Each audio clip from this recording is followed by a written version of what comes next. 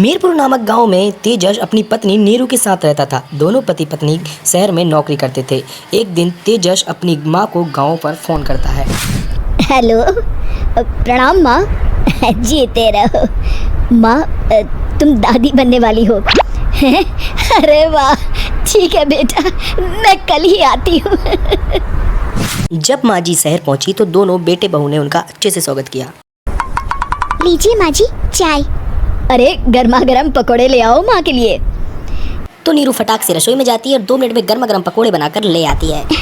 जी ये लीजिए। बहू जादू से बनाए हैं क्या? अभी तो रसोई में गई थी। यम्मी। माँ जी, शीला रसोई में पकोड़े तल रही है, मैं बस लेकर आई। हे भगवान, मेरा धर्म भ्रष्ट कर दिया तूने। अब तो गंगा जल से शुद्धिकरण करना होगा। दूसरे दिन, माँ जी मैंने नाश्ता बना दिया है, ऑफिस जा रही हूँ। पर अभी तो घर का सारा काम पड़ा है। शीला आती ही होगी, झाड़ू पोछा बर्तन कपड़े वो सब कर लेगी। हमारे जमाने में घर का सारा काम हम ही करते थे। जी माँ जी, आप बहुत होशियार हैं, मैं घर ऑफिस दोनों नहीं संभाल पाती। तो जरूरत क्या है घर से बाहर जाकर चाकरी करने की? वैसे भी घर का काम खुद करने से घर में बरकत आती है, समझी? पर माँ जी, पर वर कुछ नहीं, इस महीने की पगार मिले फिर ऑफिस बंद है। हाँ। रात को नीरू तेजस से कहती है, सुनिए जी, माँ जी बोल रही थी कि मैं नौकरी छोड़ दूँ। वैसे ठीक ही तो है, अभी तुम्हें आराम की जरूरत है। फिर भी आराम कहाँ, शीला को छुड़ाने के लिए बोल रही थी। तो अब 24 घंटे में इतना काम तो कर ही सकती हो। पर जॉब पसंद है मुझे, घर पर मन नहीं लगेगा। अगले दिन जब दोनों ऑफिस के लिए निकल रहे थे, मेरी तो कोई कीमत ही नहीं है इस घर में। माँ जी, आजकल महंगाई बहुत है, रहन सहन भी बदल गया है। दोनों नौकरी करते हैं तभी ठीक रहता है।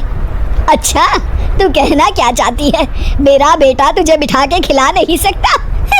तू ही इस घर का खर्च चला रही है, हैं? नहीं माँ जी, मेरा वो मतलब नहीं था। मतलब खूब समझती हूँ, ये बाल धूप में सफेद नहीं किए मैंने। हाँ।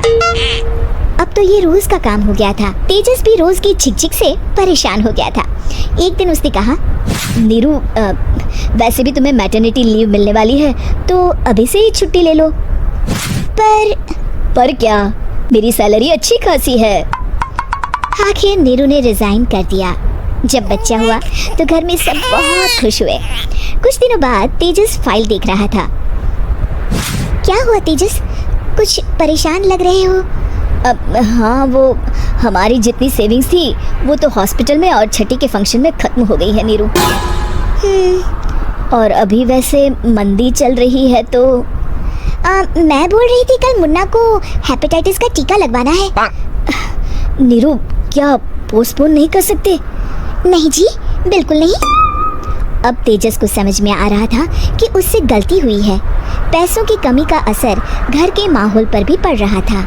अगले दिन, बेटा मेरा चश्मा और ये दवाइयाँ ले आना, पर्चा देते हुए माँ जी ने कहा।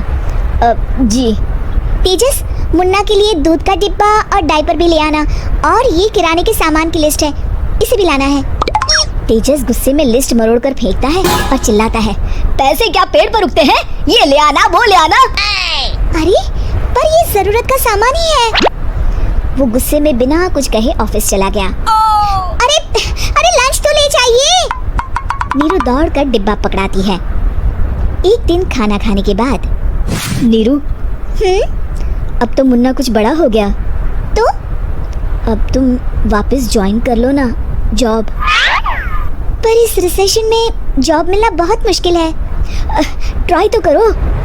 फिर मुन्ना, माँ जी है ना, और एक फुल टाइम मेड भी लगा लेंगे। पर माँ जी, उन्हें तो पसंद नहीं। तभी माँ जी वहाँ आ जाती है और प्यार से नीरू के सर पर हाथ फेरते हुए बोलती है, अब मेरी समझ में आ गया बहू, पहले के और अब के समय में अंतर है।